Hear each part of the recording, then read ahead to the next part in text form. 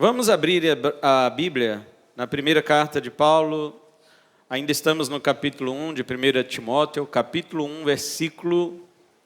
Hoje vamos ver o 13, né?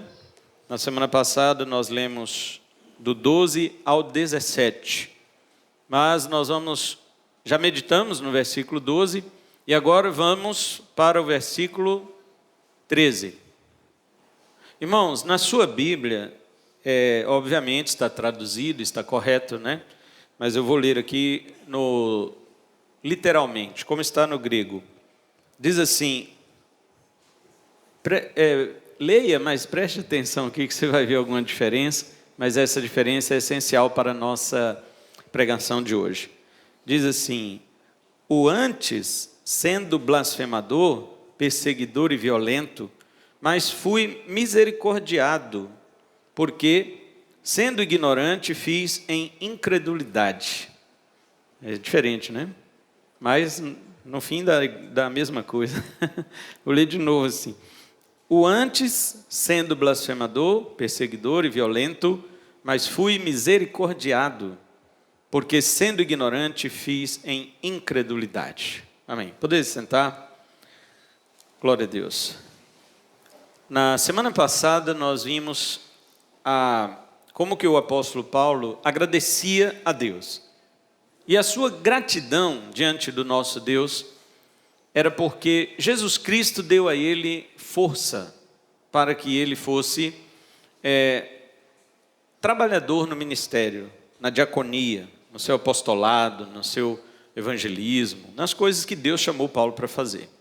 Paulo nunca recuou diante de nada que Deus chamou ele para fazer.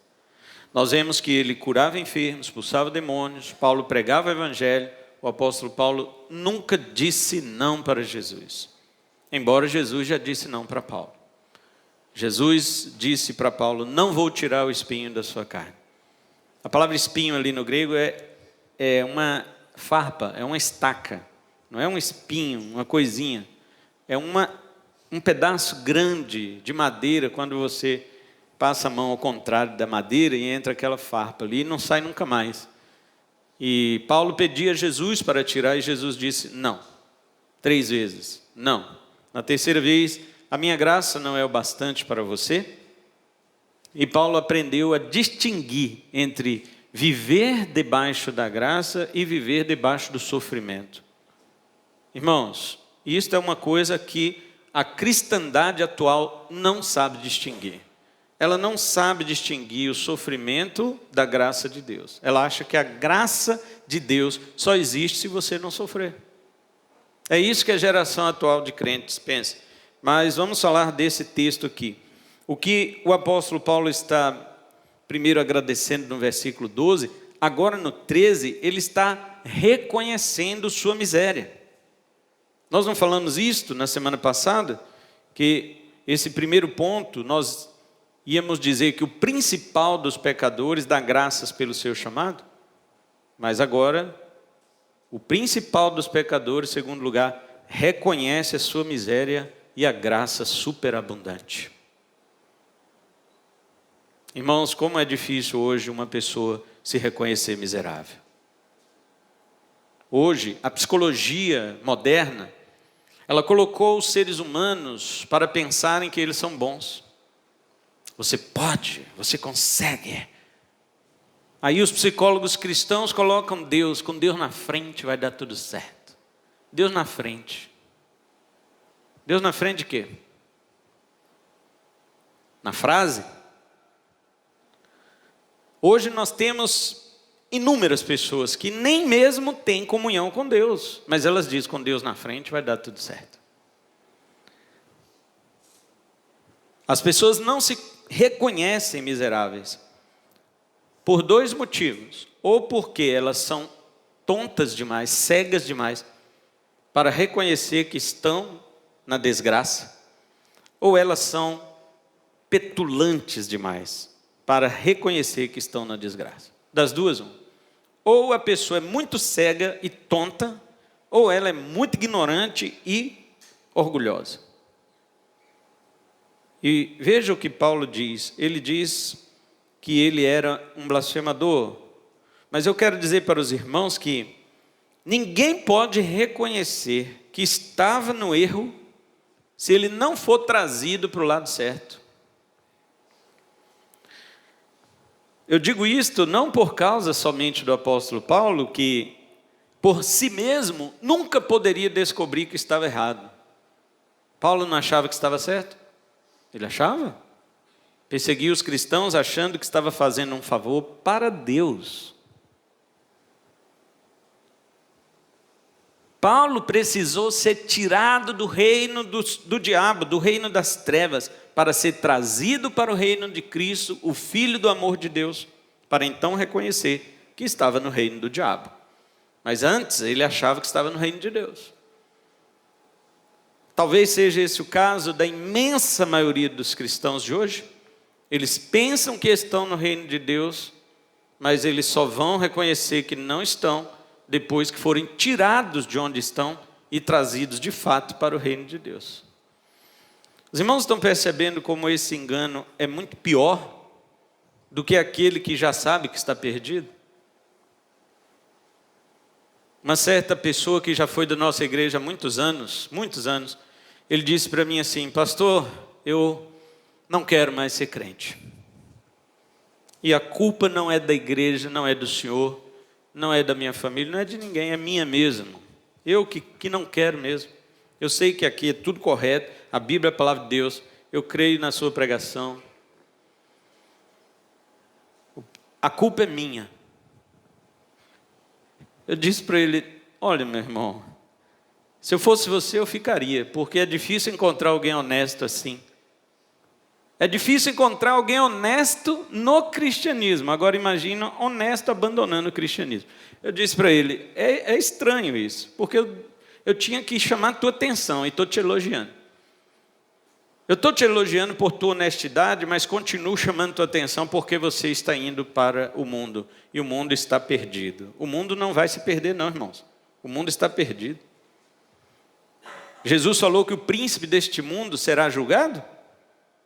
Foi isso que Jesus falou? Não. Ele já está julgado. Quem ficar com este mundo estará julgado com o príncipe deste mundo. Não tem alternativa. O problema é que as pessoas, como eu disse aqui na quinta-feira, na oração, eu falei que as pessoas pensam que ainda tem tempo, mas o diabo ele mesmo sabe que tem pouco tempo. Apocalipse 12 fala isso. Então lembre-se disso. Qualquer pessoa que esteja no engano acha que está na verdade. Somente quando ela é trazida para a verdade é que ela percebe que estava no erro. Entenderam isso? Então, em primeiro lugar, o apóstolo Paulo se reconhece como blasfemador. Vamos entrar agora no reconhecimento da miséria do apóstolo Paulo. Em primeiro lugar, ele se reconhece como blasfemador. Veja, Paulo era um guardador da lei. Os irmãos sabem que o apóstolo Paulo foi criado em Jerusalém. Ele nasceu em Tarso, na Cilícia, mas ele foi criado em Jerusalém. Ele era um judeu de sangue, porque seus pais eram judeus da tribo de Benjamim. Paulo, ele não morou muito tempo em Tarso, embora ele, por ter nascido nessa importante cidade da Cilícia e do Império Romano, ele tinha o documento de cidadão romano. Paulo era as duas coisas, ele era judeu mesmo, de nascimento, de religião, de criação, e ele era cidadão romano por honra. O imperador deu honra para a cidade de Tarso. Todos os cidadãos que nascessem em Tarso recebiam documento de cidadão romano.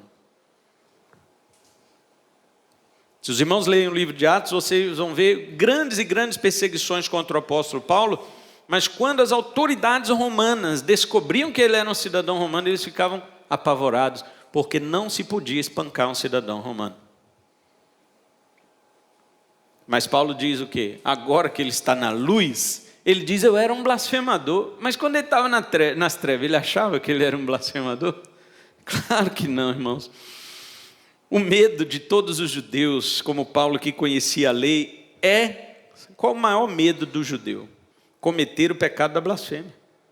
Este é o maior medo dos judeus.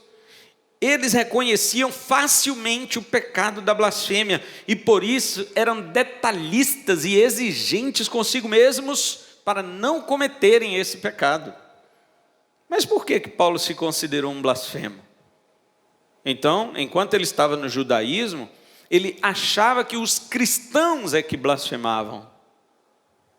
Por isso, ele inverteu esta situação enquanto ele perseguia os cristãos. Ele diz isso lá em Atos 26, versículo 11. Ele diz assim: muitas vezes, Paulo dando testemunho dele, veja o que ele diz: muitas vezes eu os castiguei por todas as sinagogas, obrigando os cristãos até a blasfemarem. Paulo obrigava os cristãos a blasfemarem do nome de Cristo, a blasfemarem porque ele achava que o nome de Cristo tinha que ser extirpado, eliminado. E então ele mesmo blasfemava do nome de Cristo enquanto estava no judaísmo e na perseguição obrigava os cristãos também a blasfemarem do nome de Cristo. Muitos cristãos que não queriam blasfemar do nome de Cristo eram presos, torturados e outros chegavam à morte. Mas não com a acusação assim: como nós vamos matar eles? Nós vamos matar sob que acusação? Os cristãos não fazem nada errado. Então eles obrigavam eles a elogiarem o templo, por exemplo. Vamos usar o caso de Estevão para os irmãos entenderem como exemplo. Estevão, ele achava que o templo era provisório. E os judeus sempre idolatraram o templo. E Estevão foi condenado por insurreição contra o templo. Não foi outra coisa, irmãos. Mas ele pregou e provou que quando Deus apareceu para Abraão, Deus não apareceu em templo nenhum. Desde Abraão até Salomão, até aquela construção do templo, Estevão deu uma aula de teologia para os rabinos do Sinédrio. Imagina como eles ficaram com ódio. A Bíblia diz que eles rangiam os dentes de ódio contra Estevão, porque não podiam debater com ele. Quem é que pode debater com um cristão, irmão? Ninguém pode. Porque o cristão é que está com a verdade. Mas apóstolo Paulo, ele fazia o seguinte: blasfeme desse Jesus. Diga que ele não é o Messias. Diga que ele não é o Cristo. Muitos cristãos, com medo da prisão, com medo da tortura e com medo da morte, negavam a Jesus e recebiam a sua liberdade. Mas outros, como Estevão, pode me apedrejar, pode me condenar, pode mentir contra mim, pode me acusar do que vocês quiserem, mas eu olho para os céus e vejo os céus abertos e o Filho do Homem à direita do Pai, em pé, me esperando.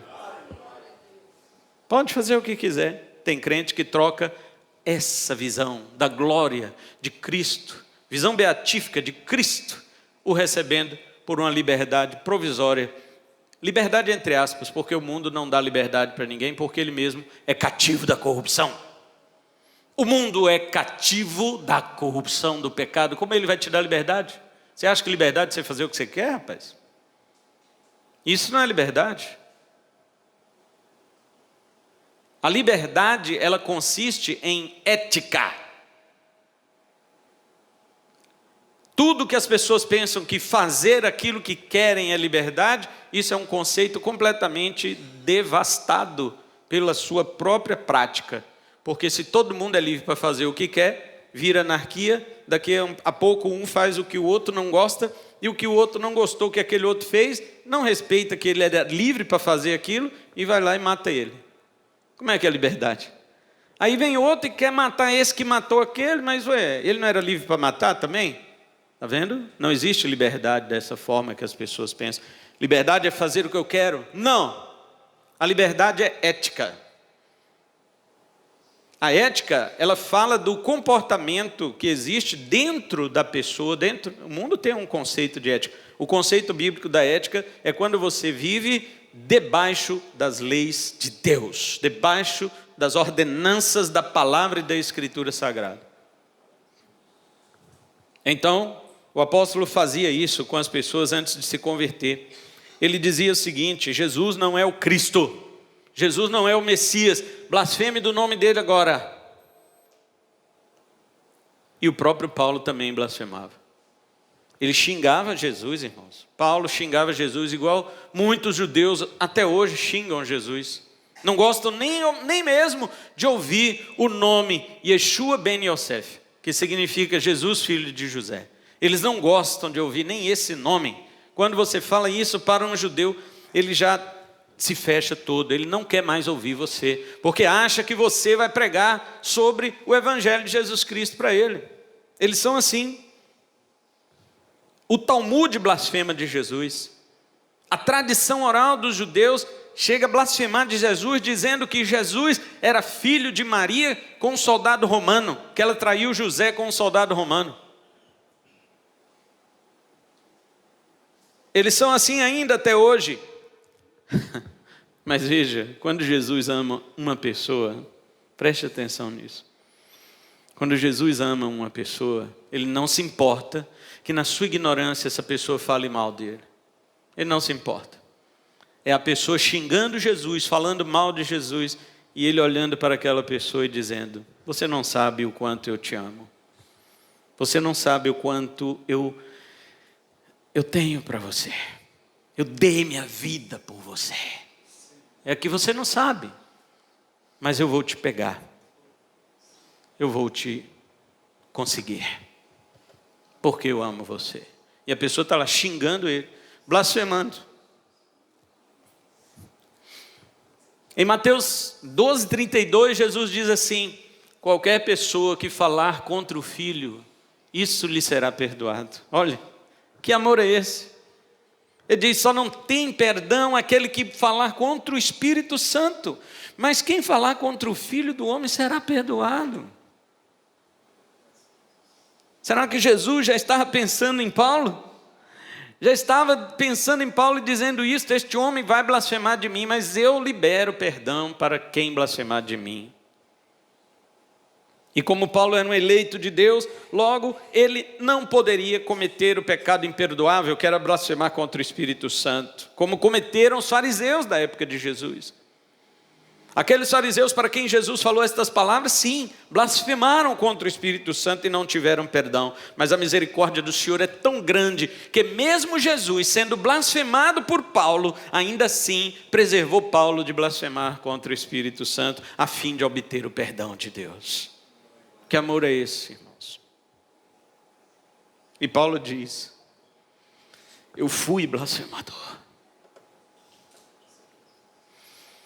Eu fui blasfemador.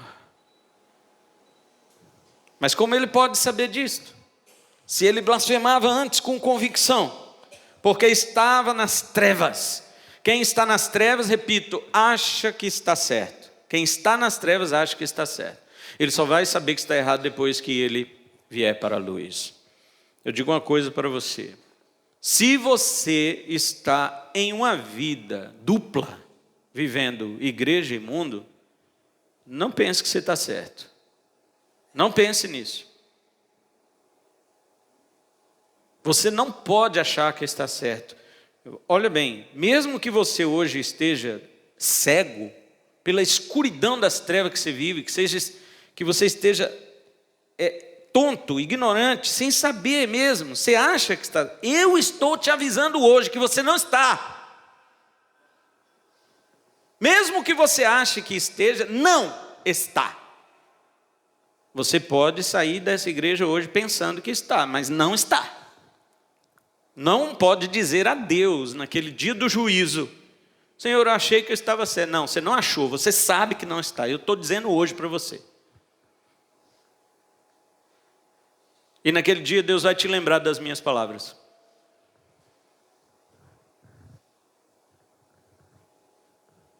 Agora, se você disser: então, já que eu estou errado, eu posso também, como Paulo, alcançar a misericórdia? Pode.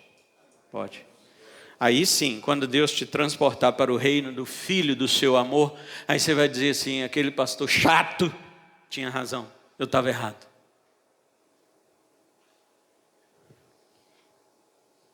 Segundo lugar, Paulo reconhece que foi o quê? Um perseguidor. Olha aí verso 13 ainda. Embora eu fosse blasfemo, depois ele fala perseguidor. Muito bem. Não é a primeira vez que o apóstolo Paulo reconhece isso.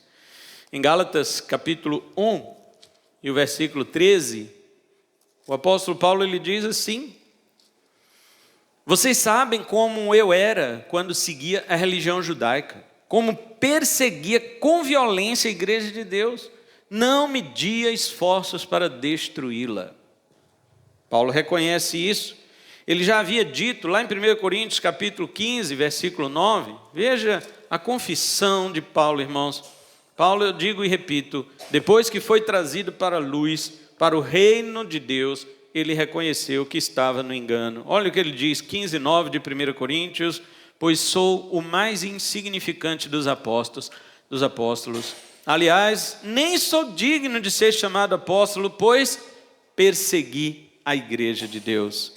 Paulo reconhece que ele perseguiu a igreja do Senhor. Não é a primeira vez aqui em Timóteo, onde estamos lendo, mas em Gálatas, em 1 Coríntios, a narração do próprio evangelista Lucas, que escreve o livro de Atos, ele fala naquele tempo que Paulo perseguia a igreja e dava o seu voto a favor da pena de morte deles. Paulo, provavelmente, se ele participasse ali do Sinédrio, ele deveria dar o voto de sim ou não para matar um cristão, e o voto dele era sempre sim. Ele dava voto para matar cristãos, ele disse isso. Em Atos 8 e 9, Lucas relata a história dele, Atos capítulo 8, capítulo 9, e no início de Atos 8, Lucas diz assim: Saulo, porém, assolava a igreja, entrando pelas casas e arrastando homens e mulheres, encerrava-os no cárcere. Este homem era perigoso, irmãos. Você estava lá fazendo um culto na sua casa, você estava ali na sua casa fazendo uma oração, um louvor, uma pregação, uma meditação da palavra de Deus, e o Saulo de Tarso, né? não apóstolo, mas um perseguidor, ele entrava dentro da sua casa, ele assolava, ele destruía, ele saía chutando tudo e pegava os crentes, amarrava os crentes e levava para dentro da prisão. Olha o que ele diz em Atos 26, como nós vimos sobre a blasfêmia, que ele obrigava os cristãos a blasfemar. Ele diz nos versículos 9 e 10, na verdade, isso é o testemunho de Paulo, irmãos, veja o que ele diz. Paulo diz, na verdade, a mim me parecia que muitas coisas devia eu praticar contra o nome de Jesus o Nazareno. A mim me parecia. Os irmãos estão vendo que isto era um conceito formado que Paulo tinha? A mim me parecia que eu deveria praticar muitas coisas contra o nome de Jesus o Nazareno, e assim procedia em Jerusalém. Havendo eu recebido autorização dos principais sacerdotes, encerrei muitos dos santos nas prisões. Olha a linguagem de um homem convertido. Antes de converter, Paulo dizia, são blasfemadores. São blasfemadores. Agora que ele se converteu, ele diz, eram santos. Eu prendia os santos. Eu encerrava os santos nas prisões. E contra eles dava o meu voto quando os matavam. Paulo votava sim a favor da pena de morte para os cristãos. Aos Filipenses, Paulo escreveu o seguinte acerca de seu currículo judaico e farisaico, Filipenses 3,6, quanto ao zelo, eu fui perseguidor da igreja. E quanto à justiça que há na lei, eu era irrepreensível. Ninguém entre os fariseus podia acusar Paulo de nada, nada. Ele era irrepreensível de acordo com a lei. De acordo com a lei dos fariseus, de acordo com a lei dos homens, não de Moisés, irmãos, a lei dos fariseus. Ele era irrepreensível, ele fala. E quanto ao zelo, ele era perseguidor da igreja. Veja quantas vezes Paulo confessa que ele foi um perseguidor. A palavra grega para perseguidor é vista como Caim perseguindo seu irmão, Faraó perseguindo Israel e Saul perseguindo Davi. Davi chegou a se considerar uma pulga diante de Saul, um cachorro morto. Por que, ó rei, tu persegues a um cão morto como eu? Mas veja que o perseguidor não se importa com essas coisas. Ele quer perseguir, ele quer atropelar, ele quer passar por cima e destruir o objeto da sua perseguição. É o mesmo que opressor caçador. Irmãos, os crentes atuais não têm a mínima condição de ser caçados, de ser perseguidos, de ser oprimidos. Eles não têm. Hoje em dia nós vivemos, na era das facções criminosas. Desde as mais baixas e podres, até as que são chamadas de colarinho branco lá no governo. Nós vivemos em era de facções. Você acha que a facção perdoa alguém?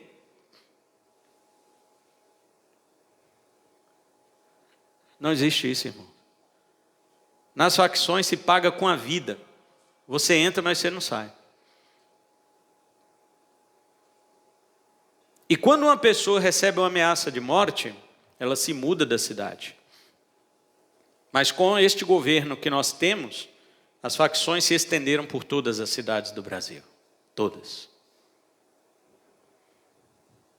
Seja lá qual for o nome ou a sigla delas, não me importa.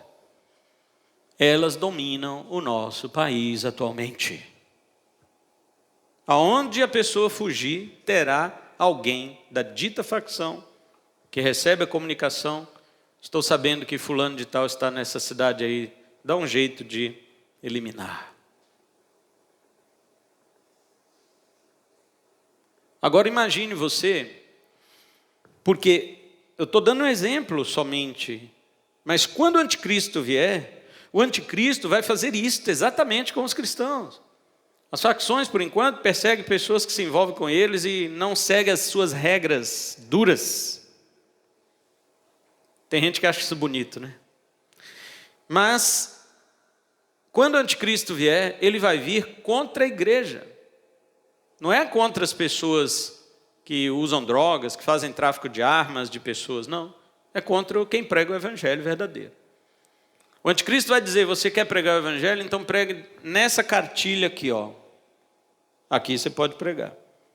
Então, se a sua igreja aderir à cartilha do anticristo, ela vai continuar aberta. Vai ter um fiscal do anticristo dentro da igreja, observando se você está pregando o que ele quer. Agora, quem prega a verdade, não. Essa igreja é fechada, confiscada, todo o seu patrimônio é expoliado, os crentes são severamente corrigidos, repreendidos e depois presos e até mesmo assassinados. Uma ameaça de uma pessoa que não é nada. Muitos crentes já tremem de medo, quer mudar de cidade, ir embora para não sei para onde. Imagina com o anticristo. E o anticristo não é só Brasil, é nível mundial. Ele estará dominando todo mundo. É impossível alguém fugir daquelas garras quando ele vier. Então o apóstolo Paulo diz que ele era isto, ele era um caçador. Ele era um caçador. Tanto é que o dia que ele converteu, que ele foi pregar na mesma cidade, veja, ele estava em Damasco perseguindo a igreja. Foi convertido ali e tentou pregar ali o evangelho, porque ele era obediente, já falei isso semana passada, tão obediente que ele queria pregar na hora. E quando ele começou a pregar, os cristãos de Damasco já não aceitavam a sua palavra. Fala, não, pelo amor de Deus, esse homem está fingindo que é crente, para a gente ajuntar e ele prender a multidão. Não tem como. Então, aconselharam ele a sair daquela cidade. Aliás, os judeus mesmo de Damasco já começaram a estranhar Paulo. Mas que homem é esse? Ele estava com as cartas dos principais sacerdotes para prender os cristãos e agora está pregando mesmo que os cristãos? Os judeus rapidamente identificaram uma coisa errada e começaram a perseguir Paulo. Queriam matá-lo ali mesmo. Então, ele conta esse testemunho lá em Gálatas 1. Pegaram Paulo, colocaram num cesto e desceram ele pelos muros da cidade para que ele fugisse. Então, na primeira pregação de Paulo, nem cristão e nem judeu queria ele. Os cristãos que achou que ele estava enganando, e os judeus, esse homem já nos traiu, ele já virou a casaca, como diz o povo hoje. Mas Paulo, ele diz isso, que ele era um perseguidor, ele era um caçador. Quem resiste isso, irmãos, na geração atual? Mas Paulo só pôde reconhecer isso depois da sua conversão. Uma coisa que Paulo não sabia é que, perseguindo a igreja do Senhor, ele perseguia o próprio Senhor. Isso ele não sabia. No entanto, como disse o poeta inglês Francis Thompson, do século XIX, no final de seu poema The Hound of the Heaven, que é o cão de caça do céu, este homem fez um poema lindíssimo sobre o cão de caça do céu. É muito grande o poema, mas vou citar uma parte próxima do final, que ele diz assim, que o cão de caça, que é Jesus, ele fala que Jesus é o cão de caça do céu. É ele que persegue o pecador. O pecador acha que persegue ele, mas é ele que persegue o pecador. E ele diz no final do seu poema, como se fosse Jesus falando: pobre, não sabes quão pouco? Não sabes quão pouco digno de amor és tu? Você não sabe que você não merece nenhum amor? Quem tu queres para te amar, ó ser inválido?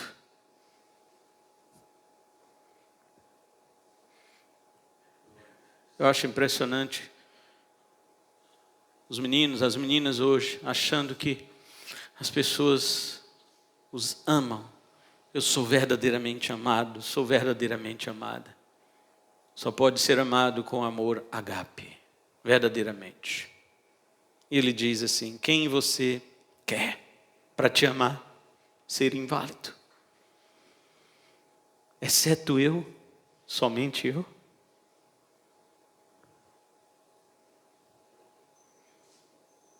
O cão de caça, ele diz: tudo que eu tomei de ti, eu tomei não para te ferir,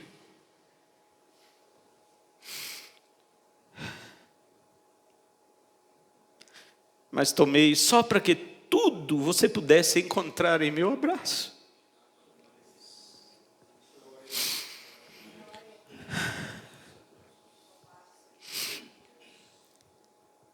Tudo que o teu infantil engano imaginava perdido, eu guardei para ti na minha casa.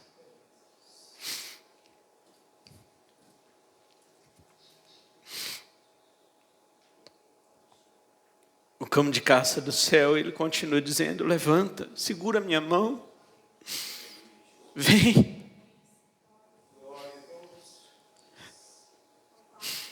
Para por um tempo com essa corrida, com esse tropel.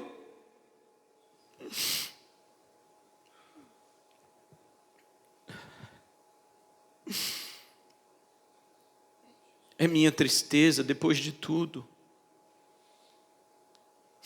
a sombra da sua mão estendida em carícia. Ah, tão querido, cego e fraco, eu sou aquele a quem tu procuras. Do amor, tu te afastavas, tu que de mim te afastavas.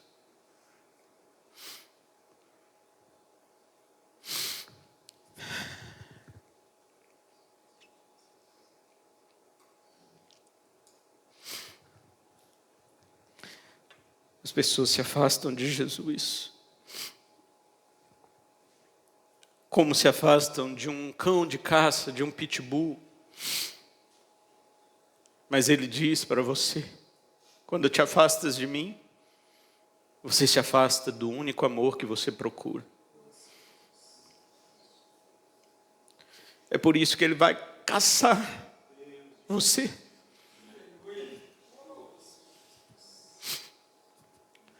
Até te buscar.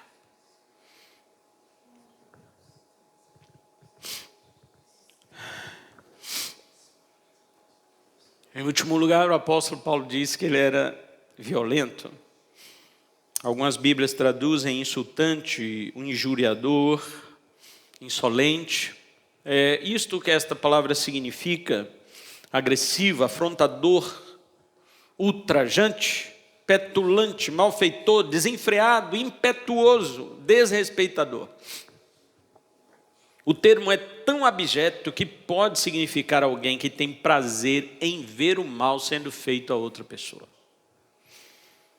Essas 3 características que Paulo cita por ele mesmo abarcam suas palavras, blasfemo, suas ações, perseguidor, e suas intenções, insolente. Ele agora está consciente da sua índole terrível e má. Antes não.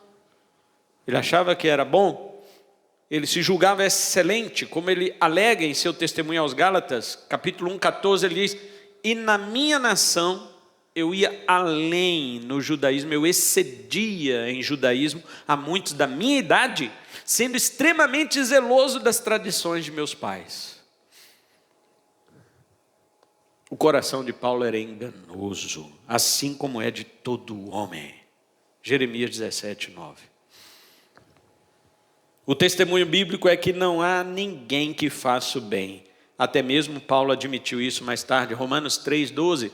Na sua carta aos Romanos, capítulo 1, apóstolo Paulo denuncia os gentios que não têm lei, mas que têm uma lei dentro do coração e vê o poder de Deus nas suas obras criativas, mas não lhe dá glória.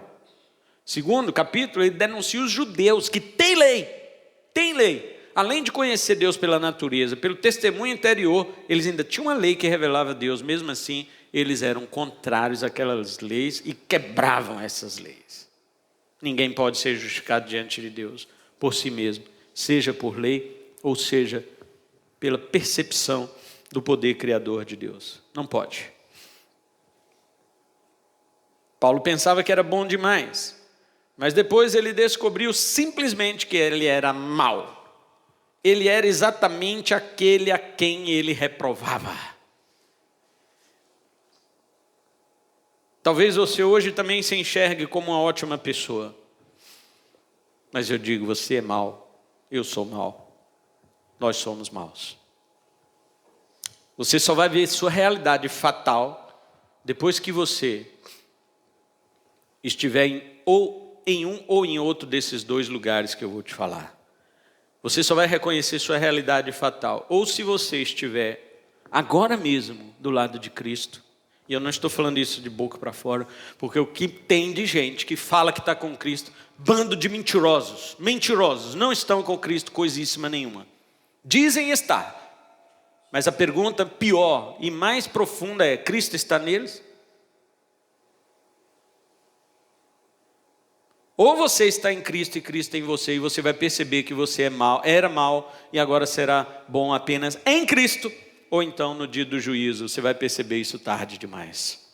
Somente nessas 2 ocasiões. Do lado oposto você está em trevas e nem quem é você não sabe.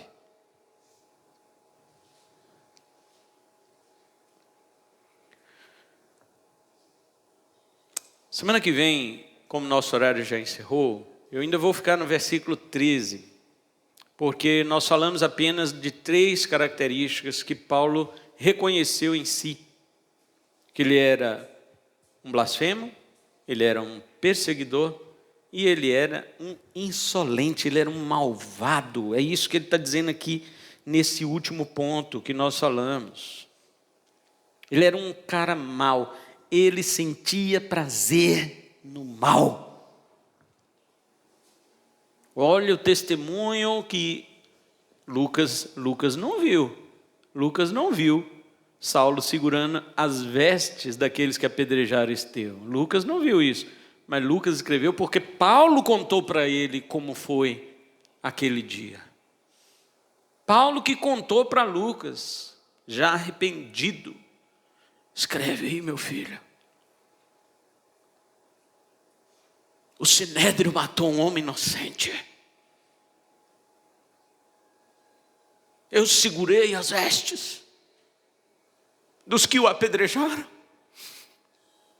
Eu dei o meu voto de pena de morte para aquele homem inocente.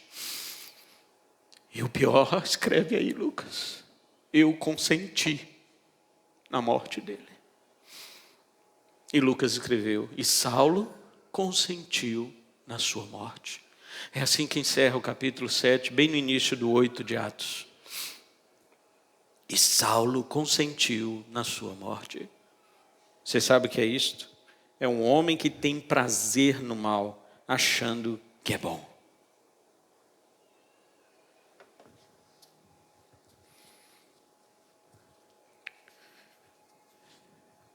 Eu sei que Deus quis esta palavra para hoje desta forma.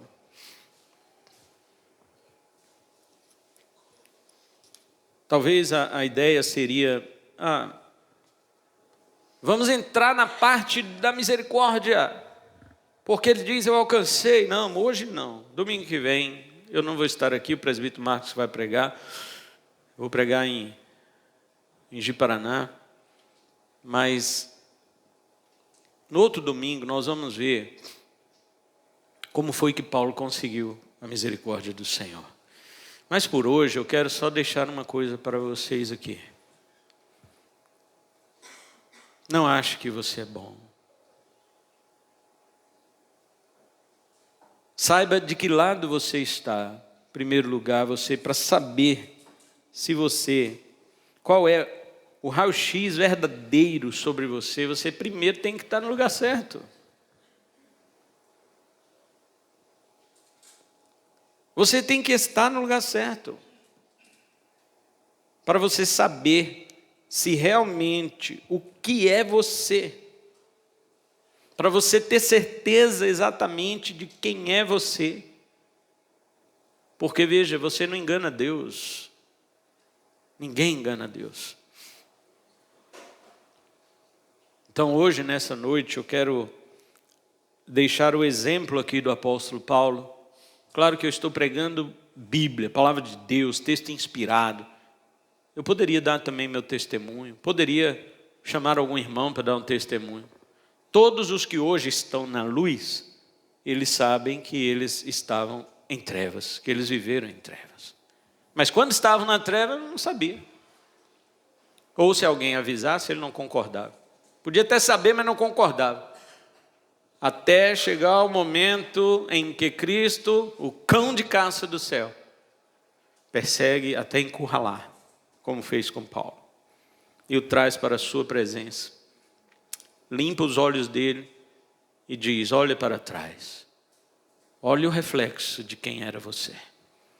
Você sabe quem era você. Agora você admite quem era você. E Paulo admite e confessa. E escreve essas coisas. Porque agora ele confia mais na misericórdia de Deus do que nos seus pecados. Vamos ficar em pé e vamos orar ao Senhor nesta noite.